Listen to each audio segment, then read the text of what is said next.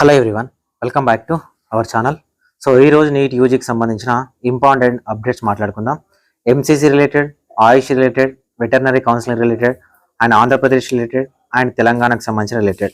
తెలంగాణకు సంబంధించిన court case ఏం చెప్పారు ఏంటి అండ్ తెలంగాణకు సంబంధించిన మెరిట్ లిస్ట్ ఎప్పుడు రావచ్చు అనేది ఈ పర్టికులర్ వీడియోలో ఎక్స్ప్లెయిన్ చేస్తాను. వీడియోని ఎక్కడా స్కిప్ చేయకుండా చూడండి. ఈ ఒక్క వీడియోలో ఇవన్నీ ఎందుకు చెప్తున్నానంటే, సో వీడియో చేసే టైం లేదు, ఆంధ్రప్రదేశ్లో ఉన్న వెబ్ ఆప్షన్స్ వల్ల స్టూడెంట్స్కి రిప్లై ఇవ్వడానికే టైం సరిపోతుంది అనమాట. సో కాబట్టి వీడియోని చూడండి, మీకు ఎక్కడ ఇన్ఫర్మేషన్ ఏది కావాలో అక్కడ వరకు చూసి మీరు స్కిప్ చేయొచ్చు వీడియోని. కానీ వీడియోని ఖచ్చితంగా లైక్ చేయండి. మీరు ఇచ్చే ఒక చిన్న లైకే నాకు చాలా ఎంకరేజింగ్గా ఉంటుంది. నా వీడియోస్ మీకు నచ్చినగా అర్థమవుతుంది. డిస్క్రిప్షన్లో టెలిగ్రామ్ గ్రూప్ ఉంటుంది, టెలిగ్రామ్ ఛానల్ ఉంటుంది, నా ఇన్స్టాగ్రామ్ లింక్ ఉంటుంది, ఫాలో చేయండి. మీకు ఏమైనా డౌట్స్ ఉంటే అక్కడ అడగొచ్చు. సో నాకు ఫ్రీ టైం దొరకగానే మీ అందరికీ రిప్లై ఇవ్వడానికి అయితే ట్రై చేస్తాను.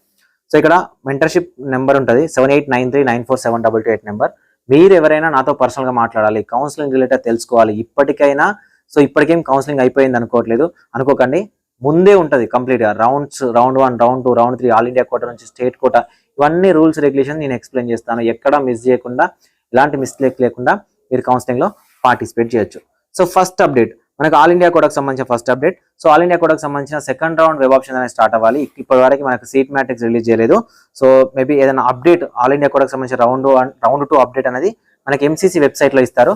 మీరు లాగిన్ అయ్యి చెక్ చేసుకోవచ్చు. ఓకే, నా వెబ్ ఆప్షన్స్ ఎనేబుల్ అయినా కూడా మీరు లాగిన్ అయ్యి చెక్ చేసుకోవచ్చు. లేదంటే ఇక్కడ స్క్రోలింగ్ అనేది ఇస్తారనమాట. సో ఇక్కడ అప్డేట్ ఏంటంటే, ఎవరైతే రౌండ్ 2కి మళ్ళీ ఫిజికలీ హ్యాండిక్యాప్ డాక్యుమెంట్ తెచ్చుకోవాలనుకుంటున్నారో స్టూడెంట్స్ ఎవరైతే ఉన్నారో వాళ్ళు 9th సెప్టెంబర్ 2024 5 PM లోపు ఓకేనా. సో మీకు క్యాండిడేట్ సంబంధించిన ఫిజికలీ హ్యాండిక్యాప్ రౌండ్ 1లో తెచ్చుకోలేదు కదా, రౌండ్ 2లో వాళ్ళకైతే ఇష్యూ చేయడం జరుగుతుంది. సో ఇది ఇచ్చిన తర్వాత అంటే ఈ లోపే స్టార్ట్ అవ్వాలి. మరి ఇప్పటివరకు మనకు వర్చువల్ వేకెన్సీ అని, క్లియర్ వేకెన్సీ అని రిలీజ్ చేయలేదు. సో మేబీ డైరెక్ట్గానే వెబ్ ఆప్షన్ స్టార్ట్ చేయడానికి అవకాశం ఇవ్వచ్చు. ఓకేనా, ఎప్పటికప్పుడు లాగిన్ అయ్యి మీ యొక్క రౌండ్ 2 వెబ్ ఆప్షన్ అనేవి చెక్ చేసుకోండి. సో ఆల్ ఇండియా కోటాకు సంబంధించిన ఆయుష్, ఓకే, ఆయుర్వేద, సిద్ధ, యునాని, హోమియోపతికి సంబంధించిన ఫైనల్ రౌండ్ 1 రిజల్ట్ అయితే ఇవ్వడం జరిగింది. ఎవరైతే మన తెలుగు స్టూడెంట్స్కి ఆయుష్లో రౌండ్ 1లో సీట్ వచ్చిందో ఫైనల్ రిజల్ట్లో మీ ర్యాంక్ ఉందా లేకపోతే మీకు సీట్ అలాట్ అయిందా చెక్ చేసుకోండి. వన్స్ మీకు ఆల్రెడీ ప్రొవిజనల్ లిస్ట్లో ఎప్పుడో ఇచ్చారు ప్రొవిజనల్ అలాట్మెంట్, అందులో అండ్ ఫైనల్ లిస్ట్లో కనుక మీ పేరు ఉన్నట్లయితే లాగిన్ అయ్యి అలాట్మెంట్ అనేది డౌన్లోడ్ చేసుకోండి. అలాట్మెంట్ డౌన్లోడ్ చేసుకున్న తర్వాత సో ఏదైతే కాలేజ్లో రిపోర్ట్ చేయాలనుకున్నారో ఆ కాలేజ్కి వెళ్ళి రిపోర్ట్ చేయండి. ఫస్ట్ రౌండ్లో సీట్ వచ్చింది సార్, మేము రిపోర్ట్ చేయాలనుకోవట్లేదు అని ఒకవేళ మీరు అనుకున్నట్లయితే రిపోర్ట్ చేయకుండా రౌండ్ 2కి మళ్ళీ వెబ్ ఆప్షన్ అనేది పెట్టచ్చు. కానీ ఎప్పుడు కానీ సీట్ బ్లాకింగ్ అనేది చేయకండి. ఓకేనా, సీట్ వచ్చిన ప్రతి ఒక్కరు జాయిన్ అవ్వడానికి ట్రై చేయండి. సో మీ లాగిన్ డీటెయిల్స్తో ఆల్ ఇండియా ఆయుష్ కౌన్సిలింగ్ కమిటీ సైట్లోకి వెళ్ళి రిజిస్ట్రేషన్ నెంబర్, పాస్వర్డ్ ఎంటర్ చేసి లాగిన్ అవ్వండి. సో లాగిన్ అయిన వెంటనే మీకు సీట్ అలాట్మెంట్ ఉంటుంది, అలాట్మెంట్ ఆర్డర్ ఉంటుంది, డౌన్లోడ్ చేసుకోండి. అక్కడ నోడల్ ఆఫీసర్ నెంబర్ ఉంటుంది. దాంతోపాటు ఒరిజినల్ డాక్యుమెంట్స్ అన్ని తీసుకొని ఏ కాలేజీలో వచ్చిందో ఆ కాలేజీలో రిపోర్టింగ్ అయితే చేయడానికి అయితే ట్రై చేయండి. ఓకే, సో అక్కడ రిపోర్టింగ్ చేసి స్టేట్లలో ఎంబీబీఎస్ వచ్చినా కూడా మళ్ళీ అక్కడికి వెళ్ళి డాక్యుమెంట్ తీసుకొచ్చుకొని స్టేట్లలో జాయిన్ అవ్వచ్చు. సో ఇది ఆల్ ఇండియా కోటాకు సంబంధించిన ఆయుష్ కౌన్సిలింగ్ సంబంధించిన అప్డేట్. నెక్స్ట్, ఎవరైతే నీట్లో ఎంబీబీఎస్ రావట్లేదు అనుకున్న వాళ్ళు వెటర్నరీ కౌన్సిల్ ఆఫ్ ఇండియా నుంచి వెటర్నరీ కౌన్సిలింగ్కి వెళ్ళొచ్చు. So veterinary council of India నుంచి ఆల్ ఓవర్ ఇండియా వైడ్ ఉన్న గవర్నమెంట్ వెటర్నరీ కాలేజీలలో 15% ఆఫ్ ద సీట్స్ ఏవైతే వెటర్నరీ సీట్స్ ఉన్నాయో అవి ఫిల్ చేయడం జరుగుతుంది. మీకు ఆల్ ఇండియా కోటాలో నీట్ ద్వారా వెటర్నరీ సీట్ కావాలనుకుంటే ఈ నోటిఫికేషన్కి మీరు అప్లికేషన్ చేసుకోవాలి. సో షెడ్యూల్ వచ్చేసరికి మనకు రేపటి నుంచి 6th సెప్టెంబర్ 2024 ఫ్రైడే నుంచి 9th సెప్టెంబర్ 2024 వరకు మనకు రౌండ్ 1 కండక్ట్ చేస్తారు. సో రిజిస్ట్రేషన్ అనేది ఉంటుంది. సో కంప్లీట్గా రౌండ్ 1 అనేది కంప్లీట్ అవ్వడానికి reporting, seat allotment, choice filling complete 17th వరకు మనకు కంప్లీట్ అవుతుంది. అదేవిధంగా రౌండ్ 2 ఏదైతే ఉందో 18th నుంచి స్టార్ట్ అయ్యి 24 సెప్టెంబర్లో పెండ్ అవ్వడం జరుగుతుంది. సో స్ట్రే వేకెన్సీ రౌండ్ ఏదైతే ఉందో 25th స్టార్ట్ అయ్యి మనకు 30కి అయితే క్లోజ్ అవ్వడం జరుగుతుంది. సో ఇది ఎంబీబీఎస్ తర్వాత కండక్ట్ చేస్తే బాగుండేది. ఎంబీబీఎస్ కన్నా ముందే మనకు వెటర్నరీ కౌన్సిలింగ్ అనేది కంప్లీట్ అవ్వబోతుంది. ఓకేనా, సో ఎంబీబీఎస్ కన్నా ముందే కంప్లీట్ అవ్వబోతుంది. కాబట్టి ఎవరైనా స్టూడెంట్స్ లీస్ట్ ర్యాంకర్స్ ఉండి మేము వెటర్నరీ అయినా ట్రై చేద్దాం అనుకున్న తెలుగు ఆస్పిరెంట్స్ మన మెంటర్షిప్లో ఉన్న వాళ్ళు కానీ ఛానల్ని ఫాలో అయ్యాలన్నట్లయితే అప్లికేషన్ అయితే చేసుకోండి. ఏమైనా డౌట్ ఉన్నట్లయితే వెటర్నరీ కౌన్సిలింగ్ సంబంధించి అడగడానికి ట్రై చేయండి. సో మనకు ఈ షెడ్యూల్ లోపల వెటర్నరీ కౌన్సిలింగ్ సంబంధించిన కౌన్సిలింగ్ అనేది కంప్లీట్ అవుతుంది. ఇది ఆల్ ఇండియా కోటాకు సంబంధించి. స్టేట్ కోటాలో అయితే మనకి ఎంసెట్ నుంచి వెటర్నరీ సీట్స్ అనేవి ఫిల్ చేయడం జరుగుతుంది.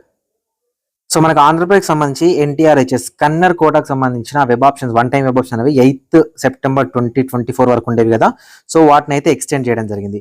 ఎప్పటివరకు ఎక్స్టెండ్ చేశారంటే 10th సెప్టెంబర్ 2024 2 PM వరకు ఎక్స్టెండ్ చేశారు.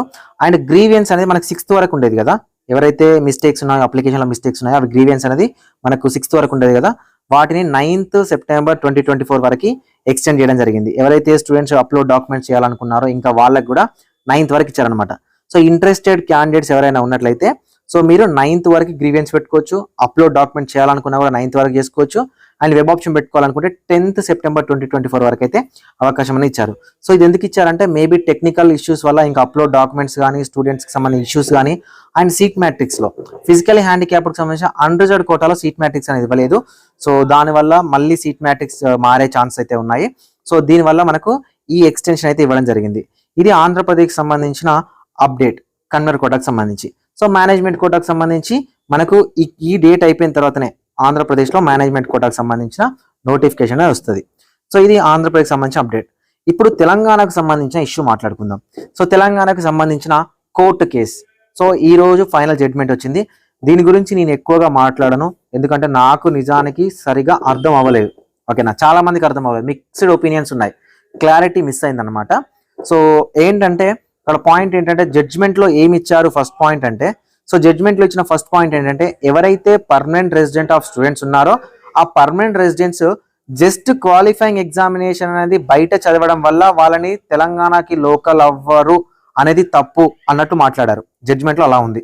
ఓకేనా, ఎవరైతే students permanent resident of Telangana ఉంటారో వాళ్ళు స్టడీస్ రీత్యా కానీ లేకపోతే qualifying examination, NEET qualifying examination ఏంటి, ఇంటర్మీడియట్. సో ఈ ఇంటర్మీడియట్ అనేది బయట చదివారు అని చెప్పడము, బయట చదివారు అనే ఒకే ఒక్క మాటతోని లోకల్ ఇవ్వకపోవడం కానీ వాళ్ళకి ఎలిజిబిలిటీ ఇవ్వకపోవడం కానీ తప్పు, ఎందుకంటే వాళ్ళు ఇంకెక్కడ లోకల్ అవ్వడానికి ఛాన్సెస్ లేదు అనే ఒక పాయింట్ మెన్షన్ చేస్తూ సెకండ్ ఏం చెప్పారంటే వీళ్ళకు లోకల్ ఇవ్వాలన్నా లేకపోతే వీళ్ళు స్థానికులను గుర్తించాలన్నా తెలంగాణ రెసిడెన్స్ అనేది గుర్తించాలన్నా కూడా కరెక్ట్ రూల్స్ అనేవి మన దగ్గర లేవు. తెలంగాణ లోకల్ అని ఎవరు అని డిఫైన్ చేయడానికి మన దగ్గర లోకల్ అనేది రూల్స్ లేవు. సో రూల్స్ లేవు కాబట్టి సో రూల్స్ ఫ్రేమ్ చేసే బాధ్యత స్టేట్ది. ఓకేనా, రూల్స్ ఫ్రేమ్ చేసే బాధ్యత స్టేట్ది. ఏ స్టేట్? తెలంగాణ స్టేట్ది. తెలంగాణకి తన స్టేట్కి సంబంధించిన రూల్స్ ఫ్రేమ్ చేసుకునే హక్కు అనేది ఉంటుంది. సో కాబట్టి ఈ హక్కు ప్రకారం తెలంగాణ గవర్నమెంట్ ఏదైతే ఉందో సో ఇప్పుడు ఎవరైతే పిటిషనర్స్ ఉన్నారో వాళ్ళకు సంబంధించిన లోకల్ స్టేట్కి సంబంధించిన రూల్స్ అనేవి ఫ్రేమ్ చేసి పిటిషనర్స్ని కనుక లోకల్గా గుర్తించి సో వాళ్ళని ఎలిజిబుల్గా తీసుకుంటే వాళ్ళు ఎలిజిబుల్ అవుతారు అని చెప్పింది అనమాట. సో ఇక్కడ నాకు అర్థం కాలేదు. ఓకేనా, ఫస్ట్ ఏంటంటే వీళ్ళు చదవలేదు అని లోకల్ ఇవ్వద్దు అనడం అనేది తప్పు అని చెప్తూ సో వీళ్ళు లోకల్గా పరిగణించాలంటే మన దగ్గర ప్రజెంట్ ఎలాంటి రూల్స్ లేవు కాబట్టి తెలంగాణ గవర్నమెంట్ రూల్స్ ఫ్రేమ్ చేయాలి. తెలంగాణ గవర్నమెంట్కి రూల్స్ ఫ్రేమ్ చేసుకునే స్వేచ్ఛ ఉంది, వాళ్ళకు తగ్గట్టుగా వాళ్ళు రూల్స్ అనేవి ఫ్రేమ్ చేసుకోవచ్చు. ఓకే, సో వాళ్ళు రూల్స్ ఫ్రేమ్ అసలు ఎవరు పర్మనెంట్ రెసిడెన్స్, అసలు రెసిడెంట్ ఆఫ్ తెలంగాణ అంటే ఏంటి, సో దీనికి సంబంధించిన ఒక డెసిషన్ అనేది తెలంగాణ గవర్నమెంట్ వాళ్ళు చెప్పి సో పిటిషనర్స్ ఎవరైతే ఉన్నారో వాళ్ళందరూ తెలంగాణకు రెసిడెన్స్ అని గుర్తించి వాళ్ళని లోకల్గా కన్సిడర్ చేసి వాళ్ళకి అడ్మిషన్స్ అనేవి ఇవ్వచ్చు అని చెప్పింది. దాంతోపాటు జియో నెంబర్ 33 ప్రకారం ఏదైతే ఉందో సో ఈ జియో నెంబర్ 33 మనం కాదనలేము. సో ఒకవేళ ఇది కాదు అని అందరు ఎలిజిబిలిటీ అంటే దేశంలో ఉన్న ప్రతి ఒక్కరు కూడా తెలంగాణ అడ్మిషన్స్లోకి వచ్చి జాయిన్ అవ్వడానికి ఛాన్సెస్ ఉంటాయి. కాబట్టి తెలంగాణ గవర్నమెంట్ ఎవరు రెసిడెంట్ అనేది రూల్స్ ఫ్రేమ్ చేసి పిటిషనర్కి సంబంధించి వెరిఫై చేసి వాళ్ళని గవర్నమెంట్ ఆఫ్ తెలంగాణ రెసిడెన్స్గా చూసి అంటే తెలంగాణ రెసిడెన్స్గా చూసి వాళ్ళని అడ్మిషన్లోకి తీసుకోవాలని ఇవ్వడం జరిగింది. సో ఇంతకు మించి మనం కోర్టు ఆర్డర్ మీద ఎక్కువగా మాట్లాడలేము. ఎక్కువగా ఏం మాట్లాడినా కూడా వేరే అవుతుంది కాబట్టి ఏది మాట్లాడలేము, ఉన్నది చెప్పాను. సో కాబట్టి ఇది ఆర్డర్. సో ఈ ఆర్డర్ గవర్నమెంట్కి ఏమర్థమైంది, జనాలకు ఏమర్థం అవుతుంది, గవర్నమెంట్ నెక్స్ట్ ఏ డెసిషన్ తీసుకుంటుంది, సో జియో నెంబర్ 33 ప్రకారమే ఇస్తుందా లేకపోతే మళ్ళీ డిఫైన్ చేయడానికి కొత్తగా లోకల్ తెలంగాణ రెసిడెంట్ ఎవరైతే ఉన్నారో వాళ్ళకి సంబంధించి కొత్తగా డిఫైన్ చేస్తూ మళ్ళీ ఏమైనా నోటీస్ ఇస్తుందా. సో ఇవన్నిటి మీద డిపెండ్ అయ్యి మనకు తెలంగాణలో మెరిట్ లిస్ట్ రావడానికి ఛాన్స్ అనేది ఉంటుంది. సో కాబట్టి ఈ రూల్స్ని ఫ్రేమ్ చేసుకొని మేబీ రేపే రావచ్చు, ఎల్లుండే రావచ్చు. సో ఎప్పుడు తెలంగాణ గవర్నమెంట్ యాక్సెప్ట్ చేసి యూనివర్సిటీకి అథారిటీస్ ఇస్తుందో అప్పుడు మనకు మెరిట్ లిస్ట్ రావడానికి అయితే ఛాన్సెస్ అనేవి ఉన్నాయి. సో దీని మీద ఇంకా క్లారిటీగా రావాలంటే మీలో ఎవరైనా లీగల్ ప్రాక్టీషనర్స్ ఉండి అడ్వకేట్స్ ఎవరైనా ఉంటే ఒకసారి చదవండి, చదివి కామెంట్ సెక్షన్లో దాని మీద కంప్లీట్ ఎలాబరేట్ చేసి ఏదైనా కామెంట్ పెట్టడానికి ట్రై చేయండి. నేను ఫస్ట్ కామెంట్ పిన్ చేసి పెడతాను, ఎందుకంటే నేను జ్యుడిషియల్కి సంబంధించింది కాదు కాబట్టి. సో నాకు అర్థమైనంత వరకు, నాకు ఆ కోర్టు ఆర్డర్ అర్థమైనంత వరకు నేను చెప్పాను అనమాట. సో కోర్ట్ ఆర్డర్ వచ్చింది కాబట్టి సో కేఎన్ఆర్హెచ్ఎస్ నుంచి మెరిట్ లిస్ట్ ఏ క్షణమైనా రావచ్చు, గవర్నమెంట్ వీళ్ళకి పిటిషన్కి సంబంధించిన డెసిషన్ తీసుకున్నప్పుడు. ఓకే, సో ఇది నాకు అర్థమైన ఇన్ఫర్మేషన్. సో కాబట్టి వెయిట్ చేయండి, మనకు 1 or 2 daysలో సాల్వ్ అయిపోయి మెరిట్ లిస్ట్ రావడానికి, వెబ్ ఆప్షన్ పెట్టడానికి కూడా ఛాన్స్ అనేవి రావచ్చు. సో ఇవి అన్ని అప్డేట్స్. ఒకటి ఎంసీసీ రౌండ్ 2, ఆల్ ఇండియా కోటాకు సంబంధించిన AYUSH result, next veterinary counselling and ఏపీకి సంబంధించి తెలంగాణకు సంబంధించిన complete information. Thank you for watching this video. ఇలాంటి మరిన్ని అప్డేట్స్ కోసం నాతో పర్సనల్గా మాట్లాడాలంటే మెంటర్షిప్లో జాయిన్ అవ్వండి. వీడియోని ఖచ్చితంగా లైక్ చేసి మీ ఫ్రెండ్స్కి షేర్ చేయండి.